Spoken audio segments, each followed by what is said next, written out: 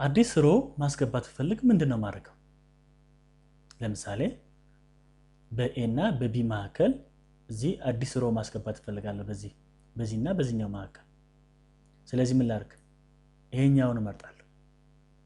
መርጬ ኢንሰርት ኮለምስ ብል ምን ያስገባል? ኮለምስ ያስገባል። ተመልከቱ።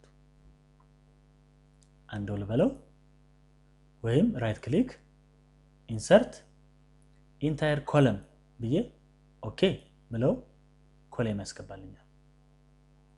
አንድ ልበል ወይም ምን ማድረግ ይችላል? እንዲህ አድርጌ እመርጣለሁ እስከዚህ ድረስ። ከዛ እዚህ ጋር ጫፍ ላይ ይዤ ምን ማለት ነው? ምን ማድረግ ነው? ድራግ አንድ ስቴፕ ወደዚህ ድራግ ባደረገው ተመልከቱ ይከፈታል። እዚህ መሃል አዲስ ኮለም ይፈጠራል። ልመልሰው። ስመርጥ አዲስ ኮለም ለማስገባት እንደዚህ አድርጌ መርጬ ኢንሰርት ኮለምስ ብለው የሚያስገባው ሁለት ስለማረጥኩ ሁለት ነው የሚያስገባው። አንዱ እዚህ ላይም ራይት ክሊክ ኢንሰርት ኢንታየር ኮለም ብዬ ኦኬ ብለው አሁንም ሁለት ያስገባል። አንዱን በል እስቲ ሮ ማስገባት ፈለኩ። አሁን በዚህና በዚህ መካከል ሮ ማስገባት ፈለኩ። ስለዚህ ምን ላድርግ? እችን እመርጣለሁ። እችን ከመረጥኩ በኋላ ለምሳሌ ኢንሰርት ሮውስ ብል 3 ስለመረጥኩ 3 ሮ ነው የሚያስገባው። ተመልከቱ 3 ሮ ያስገባል።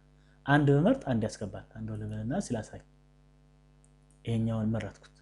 እኔ የፈለኩት በዚህኛው በ4 እና በ5 መካከል አዲስ ሮ እንዲገባ ነው።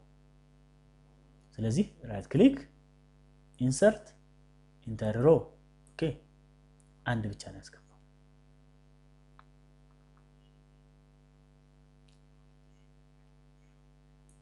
አንድ ልበል ማጥፋት ፈለኩ። ለምሳሌ ይሄኛውን እንዲህ አድርጌ መርጬ ዲሊት ብለው የሚጠፋው ምኑ ብቻ ነው? ኮንተንቱ ብቻ የተጻፈው ነገር ነው የሚጠፋው። ለማጥፋት ፈልግ ምን አደርጋለሁ? ራይት ክሊክ ዲሊት ማን ኢንታየር ኮለም ኦኬ ኮለም በሙሉ ይጠፋል። ለምሳሌ ይሄን መርጬ ራይት ክሊክ ዲሊት ኢንታየር ሮ ብለው የመረጥኳቸው ሁለት ሮዎች ይጠፋሉ።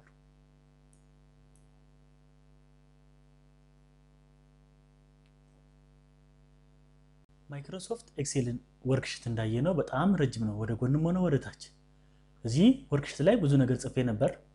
እኔ ኤቱ የሚል ጽሁፍ የጻፍኩትን ነገር መፈለግ ለምሳሌ የት ቦታ እንዳለ እዚህ ላይ የምናየው ነገር አለ። ኤቱ የሚል እዚህ ጋር የተጻፈ ነገር አለ። ሌላ እዚህ ወርክሺት ላይ የጻፈበት ቦታ አለ ወይ ቼክ ማድረግ ፈልግ ኤዲት ፋይንድ እላለሁ። ማን ፋይንድ ብዬ ኤቱ ብዬ ጽፋለሁ።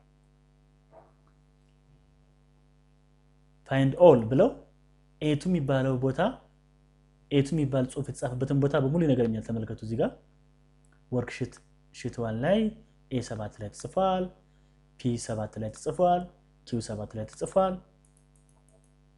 ያለበትን ቦታ በሙሉ ይነግረኛል። ለምሳሌ P7 ላይ ተጽፏል ይላል። እስቲ እናረጋግጥ። እዚህ ጋር ክሊክ አድርጌ P7 ብዬ ጽፌ ኢንተር ብል P7 ላይ ኤቱ የሚል ነገር ተጽፏል። ቲ2 የሚል ነገር ተጽፏል ወይ ቼክ እናድርግ እስቲ እናረጋግጥ። ኤዲት ፋይንድ ምንድን ነው የፈለኩት?